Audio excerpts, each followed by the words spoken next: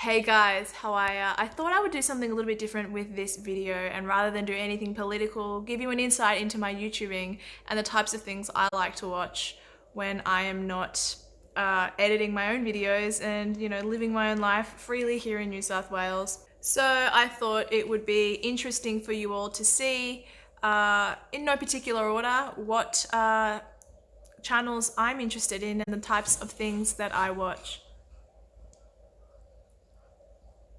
So take a look at my favorite channels. The channel known as Masaman. Masaman, I believe, is the only channel of its kind. It's a particular channel based on different races, ethnicities, people groups, very anthropological. I'm not really aware of any other channel that looks into races and the types of groups that exist in other countries. I find this channel very, very intriguing, particularly when it's a topic that I'm interested in, like Latin America, Egypt, and those sorts of things. He talks about the phenotype and all different kinds of elements to the human race. So if this is something that you think could interest you, check out Masaman, one of my favorite channels, particularly when driving. The Reconquista and Inquisition had an enormous impact on the modern populations of Iberia, North Africa, various other European countries, and of course, almost the entirety of the New World. As I discussed in an older video, following the collapse of the Germanic kingdoms in North Africa, the North African Muslims, consisting of Arabs and native Arabized Berbers, known as Moors to the Europeans, named after the old Roman province of Mauritania in the Maghreb, conquered the whole of Iberia and other parts of southern Europe. Over the centuries, a small contingent of Christian kingdoms in the north gradually pushed the Moors out of Iberia, a process known as the Reconquista, giving birth to the modern ethnic groups we see there today, such as the Portuguese, Castilians, and Catalans, all of whom have been influenced in culture, language, and architecture by the previous Muslim rulers, although even through all of this, one group that seemingly sustained all this chaos through thousands of years of living in Iberia were the Jews.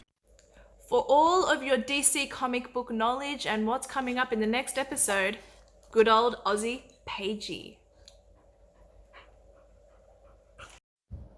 Usually before I watch an episode of Green Arrow or The Flash or Supergirl or whatever DC show I happen to be into at that period of time, I will back it up or follow it up by watching the rundown of the episode so I can understand everything and make sure that I didn't miss anything. This is Pagey's channel, DC comic book shows.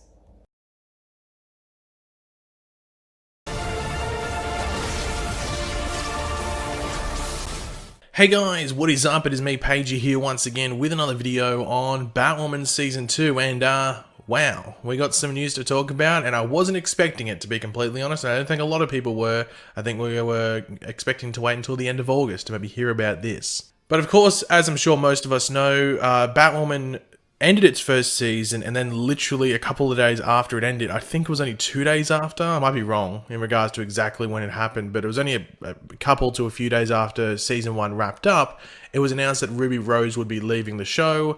It's obviously still up in the air exactly what happened. You know, some things have been said, and then, okay, that's exactly what happened, and other stuff has happened, and said, oh, no, that's not what happened. So it's a bit of a confusing mess whether Ruby left voluntarily or she was sort of asked to leave.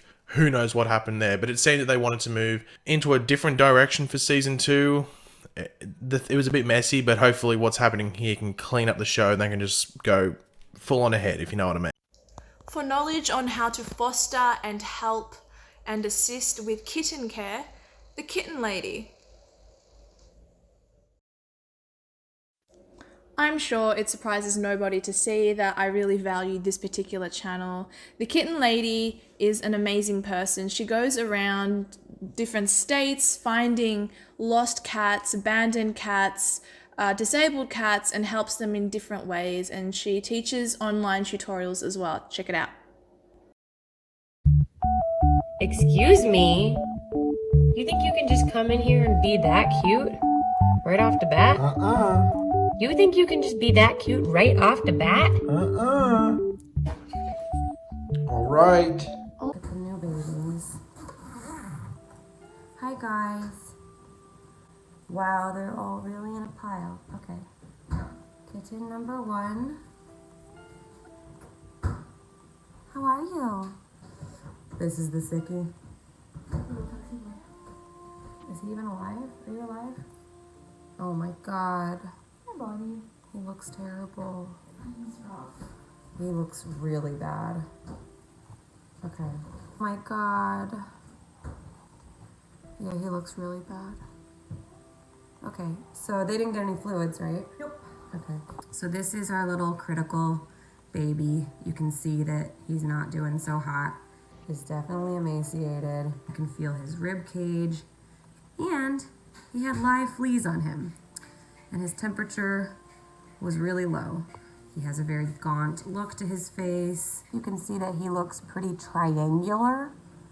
We call that triangle face or muscle wasting, where the muscles are really wasting away on the body, and that is definitely not a good sign. But the fact that he is taking some steps shows that he's not a lost cause. So the kitten will. For good old Aussie larrikinism and completely honest yet vulgar commentary, you can always trust Bearing. Happens to be a friend. Bearing is honest, abrupt, and his social commentary and cultural commentary and political commentary are bang on the money. And he doesn't get much credit for this. He's incredibly kind. Check out Bearing's stuff. Even if it was a hoax, this is really happening all the time. And even if it was a hoax for the sake of bringing attention to this, then I'm like, that's low-key noble. That's right. What Jussie Smollett did was low-key noble. And I want a little gay boy.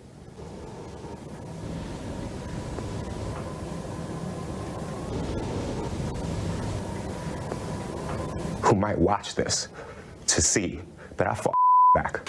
You heard me. Low-key noble. Faking a ridiculous hate crime for the sake of gaining victim points to help launch your music career is low-key noble. I mean, it shines a light on all the other thousands of instances where famous gay black actors get nooses thrown around their necks outside Chicago sandwich shops at 3 in the morning by rabid bleach-wielding Trump supporters. Low-key noble. More after this sponsor.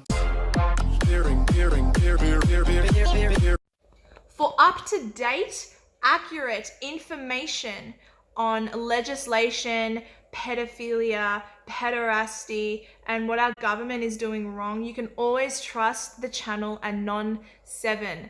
Now, she goes by the name of Septimus Kane, happens to be a friend, and we work together trying to shine light and expose the darkness of what is child sex abuse. And she takes it a little further with a little more thorough information. So be sure to subscribe to Anon 7.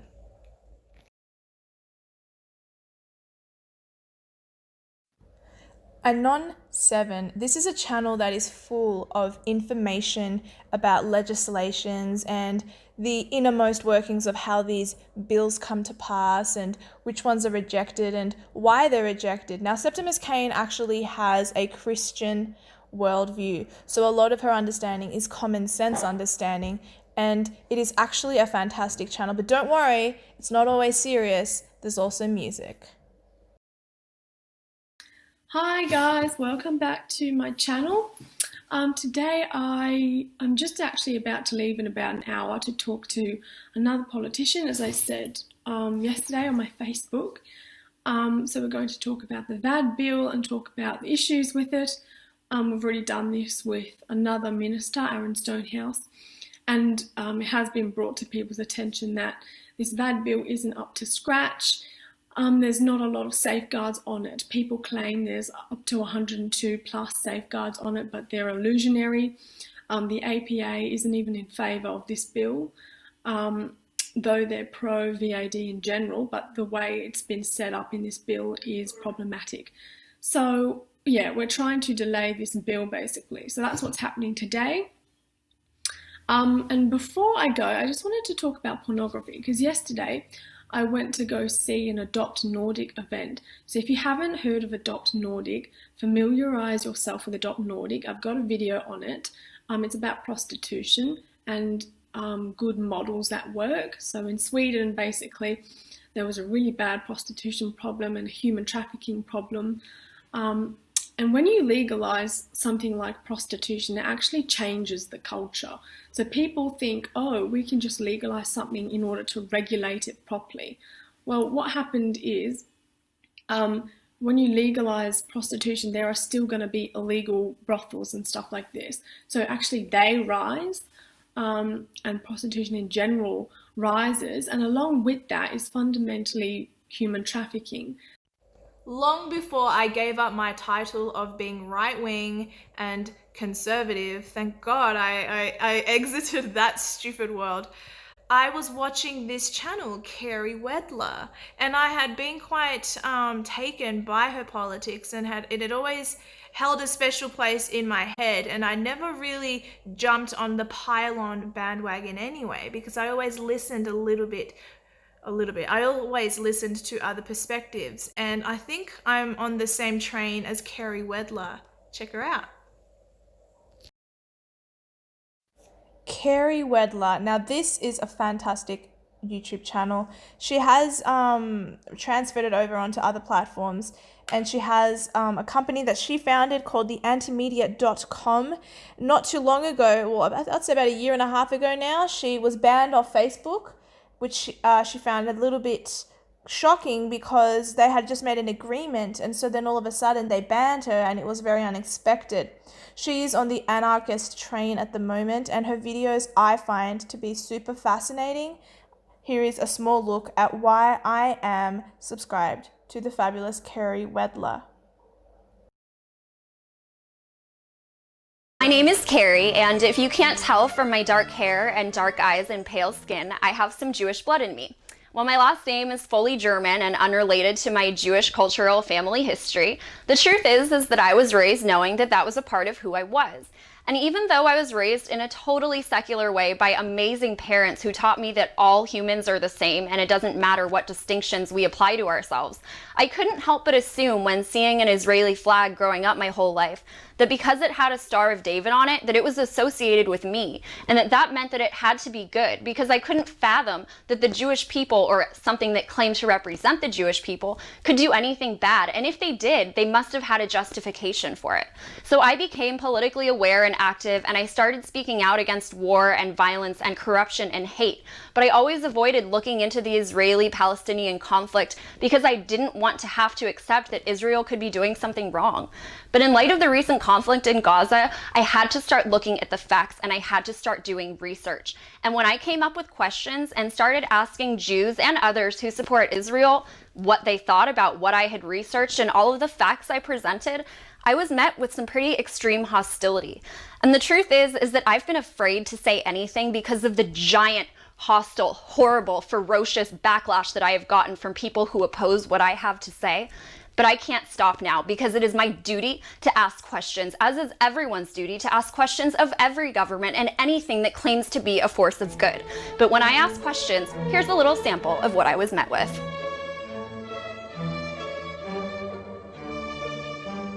Why are children being murdered in shelters? You're biased. Assad and ISIS kill children all the time, and no one says anything. They just hate Jews, so they mention it about Israel. But doesn't Israel claim to be a democracy with humanitarian values? Hello, the IDF gives a 5-minute warning, which is plenty of time for, say, like a family of 5 to gather everyone in their family and a few of their precious belongings and try to hustle down a flight of stairs with other families also trying to run for their lives. And, you know, it doesn't matter that they're bombing their homes and their livelihoods because they gave a 5-minute warning. It's humane. Where do you expect them to evacuate to when they're surrounded by the IDF on one side and the sea on the other?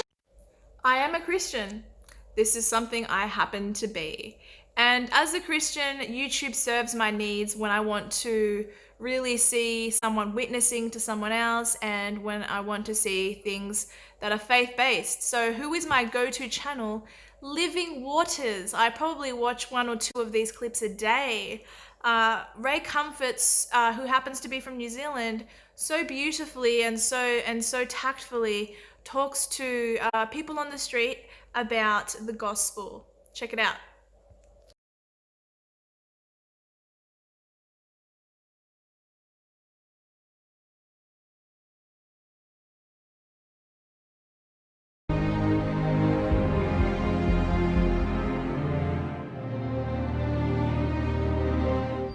How often do you hear like that?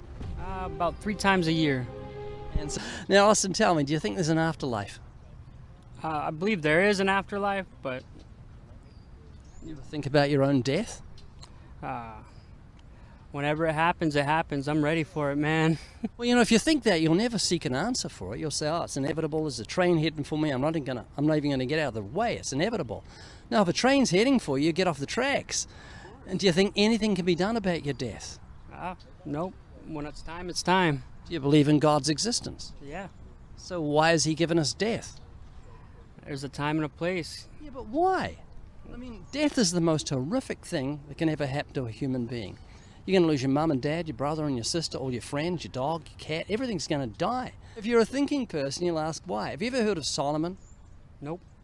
Solomon's the wisest man to live ever outside of Christ. In fact, he said, vanity, vanity, all is vanity. It's like chasing the wind. It was at this point I realized I was losing him. Alcohol tends to drown the soul. So I wasn't surprised at what happened next. Do you think God is happy with you or angry at you? God is always happy with me. You've never done anything that's morally wrong that could anger him? Never said that. God will forgive. So God forgives everything? God forgives. What do you think of Jesus? This interview's not going the way I wanted it. Okay, tell me, you take it the way you want, because I don't want to make you feel uncomfortable. I'm really sorry. I'd just like to share with you my testimony, my Christian testimony, and you give me your thoughts afterwards, and you give me permission to do that. I'll cut to the chase so you don't feel uncomfortable. Well, I heard that Christ died on the cross for my sins. Have you ever heard that? Yes. But one thing I didn't understand is that I'd sinned against God. Jesus said, if you look at a woman and lust for her, you commit adultery with her in your heart. I thought, man, if God's seen my thought life and he considers lust to be adultery, I'm in big trouble and I'm going to end up in hell. And that's when I understood why Christ died. We broke the law, the 10 Commandments. Jesus paid the fine. That's what happened on the cross. You guys want to do an interview afterwards? You've done one already? Did you enjoy it? Yeah. So that's cool. So he wasn't offended. So anyway, and I repented of my sins that night, put my faith in Christ, and God forgave my sins and granted me the gift of everlasting life. And that's all I wanted to tell you, that you can find everlasting life by just searching your heart, listening to your conscience, turning from sin and trusting in the Savior. And you've got a promise from the God who cannot lie that he'll grant you everlasting life as a free gift. Does that make sense? It does. Well, Austin, you've been a good sport. Thanks for letting me share my testimony. Do you have a Bible at home? I do. When did you last read it? Last week. You did? Well, something's happening. What did you read? It's personal. I keep it between me and what I'm reading, so. Well, thank you, Austin. Appreciate talking to you. Are they your friends over there? Any of you guys want to do an interview? You did one too? Did you enjoy it? Yeah, you both enjoyed it. So I've got stuff I can give you. Okay. So Austin, thanks for talking to me. I really appreciate it. Every time I've gone to give this little booklet out, How to Be Free from the Fear of Death, I've done so with fear and trembling. I'm often called a whack job because of the types of things I believe in. And one of the whack job things I believe in is giants. I believe that giants once roamed the earth, and I think this was a product of an illicit relationship between humans and angels. And Timothy Alberino, a legend whom I thankfully got to interview a number of years ago, is a channel that I love. Check out some of what he's about.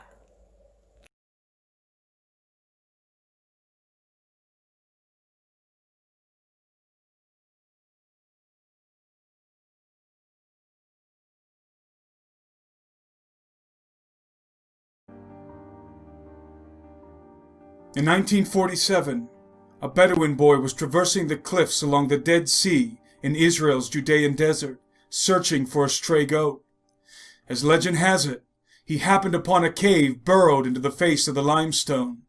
Provoked by curiosity and divine providence, the boy cast a stone into the mouth of the cave, but rather than falling to the arid ground with a thud, as he expected, the stone struck something altogether unexpected, as the unmistakable sound of shattering pottery rang in the air. Upon entering the cave to investigate the source of the sound, this young Bedouin goat herder made what was to become one of the greatest archaeological discoveries of all time. Stowed within large earthen jars were rolls of ancient parchment, the Dead Sea Scrolls. Because the manuscript is eroded and fragmented, its exact contents and their order are uncertain. Nevertheless, much can be deduced from what remains. The Book of Giants describes in detail how the fallen angels insidiously corrupted the genetics of all flesh on the earth. It tells us specifically that 200 donkeys, 200 asses, 200 rams of the flock, 200 goats, 200 beasts of the field, from every animal, from every bird, were selected for miscegenation. The word miscegenation refers to the mixing of races or species.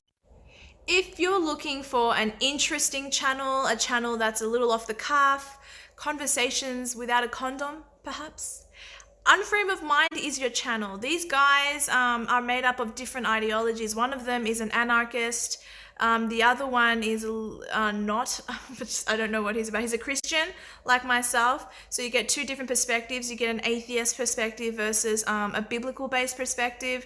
They interview fun, interesting people, and not always fun, interesting people, heavy, intense topics as well. And they do awesome little skits. Check out the kind of thing they do. Subscribe to their channel and get them over to 1,000 subs.